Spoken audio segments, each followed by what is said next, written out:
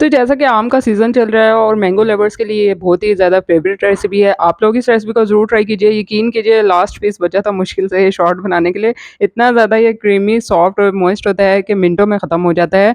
तो अगर आप इसकी रेसिपी जानना चाहते हैं तो वीडियो को आपने एंड तक देखना है, कोई भी पार्ट स्किप नहीं करना। और इतना ईज़िली बन जाता है ना कि आप लोग जो है वो इसको मीठे के तौर पे अपनी दावतों में इस्तेमाल कर सकते हैं। तो चलते हैं रेसिपी की जानिब। अस्सलाम वालेकुम, welcome to my YouTube channel kitchen with Zaim. तो सबसे पहले हम मैंगो प्यूरी रेडी कर लेते हैं और इसके लिए 2 अदद दरमियाने साइज़ के मैंने आम लिए थे और उनको जो है वो उनका पल्प निकाल के जस्ट उसको ब्लेंड कर लिया था, कोई पानी वगैरह नहीं डाला था। और इसके बाद मैंने इसमें 4 टेबलस्पून आइसिंग शुगर डाली है और उसको सॉस पैन में रख के मीडियम लो फ्लेम पर हमने पकाना है ताकि शुगर अच्छे से जो है वो इसमें मेल्ट हो जाए। और ठीक सी हमें जो है इसकी कंसिस्टेंसी चाहिए, तो तकरीबन मैंने इसको 2 से 3 मिनट के लिए पकाया था और इसके बाद मैंने फ्लेम ऑफ कर दिया था, ठंडा होने के लिए रख देना है इसको।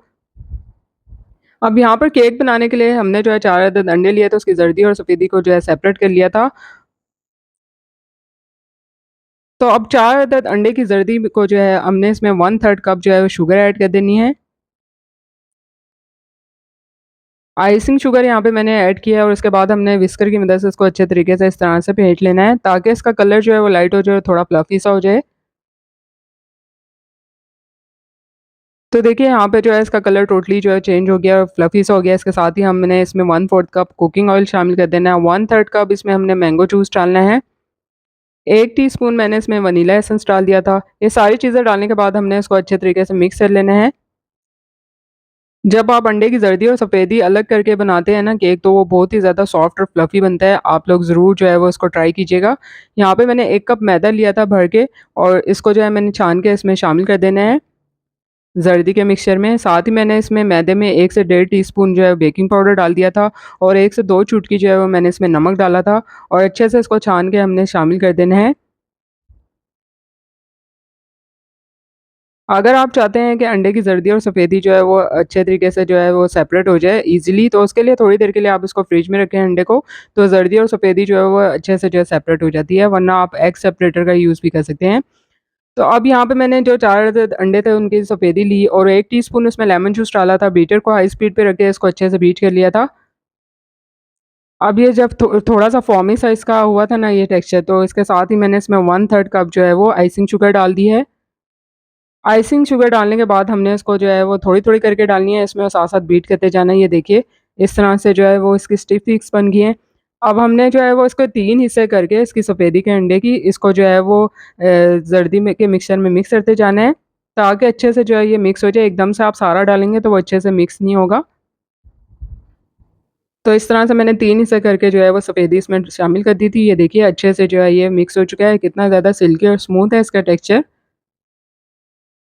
अब मैंने एक स्क्वायर मोल्ड लिया था और उसमें बटर पेपर लगा के ग्रीस कर लिया था और इस तरह से केक का बैटर जो है मैंने इसमें डाल देना है। अब आप पतीले में इसको इजीली बेक कर सकते हैं। सबसे पहले आपने मीडियम फ्लेम पर पतीले को जो है 10 मिनट के लिए प्रीहीट करना है, फिर स्टैंड रख देना है और इसको स्लो फ्लेम पर 30 से 35 मिनट्स के लिए आपने बेक कर लेना है। और ओवन में बेक कर रहे हैं तो 180 डिग्री सेंटीग्रेड पर 10 मिनट के लिए प्रीहीट कर लें ओवन को और उसके बाद आप 20 से 25 मिनट के लिए 180 डिग्री सेंटीग्रेड पर केक को बेक कर लें। तो देखिए यहाँ पर 180 डिग्री सेंटीग्रेड पर 30 से 35 मिनट के लिए मैंने केक को बेक किया था और केक इतना ज़्यादा सॉफ्ट है। 1 कप जो है व्हिप्ड क्रीम ली थी और ये मैंगो प्यूरी है जो कि हमने ठंडी कर ली थी। अब व्हिप्ड क्रीम को जो है वो हमने बीटर को हाई स्पीड पे रख के अच्छे से जो है बीट करना है और इसके स्टिफ पीक्स तक हमने इसको बीट करना है। अब यहाँ पे मैंने एक शीशे की डिश ली थी, उसमें केक को जो है इस तरह से लेयर लगा दिया था। इसके ऊपर आधा कप के बराबर दूध मैंने डाल दिया था। दूध में सिंपल आप चीनी डाल के जो है उसके ऊपर डाल सकते हैं, वरना कंडेंस मिल्क 1 से 2 टेबलस्पून दूध में डाल के आप डालें। इस तरह से केक आपका ना बहुत ज़्यादा सॉफ्ट और जूसी रहता है। इसके ऊपर मैंने व्हिप्ड क्रीम की लेयर लगाई थी और फिर ऊपर से जो है मैंगो प्यूरी डाल दी थी। इतना लज़ीज़ और मज़ेदार केक बनता है ना कि यकीन कीजिए आपको किसी भी बेकरी में ये नहीं मिलेगा। और आजकल तो दावतों का सिलसिला चल रहा है, आप उसमें जो है ये आम का केक बनाइए, अपने फैमिली और फ्रेंड्स के साथ जो है वो इसको एन्जॉय कीजिए।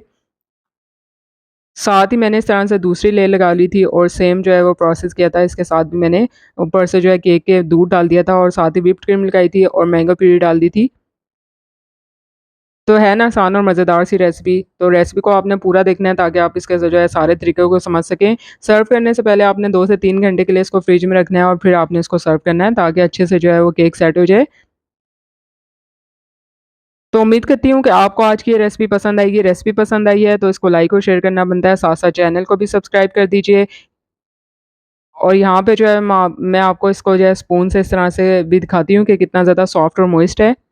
और इसमें हर चीज़ का इतना रिच फ्लेवर है ना, इसमें मैंगो प्यूरी का, क्रीम का, केक का अपना जो है इतना ज़्यादा रिच फ्लेवर है कि आप जो है उसको एन्जॉय करेंगे।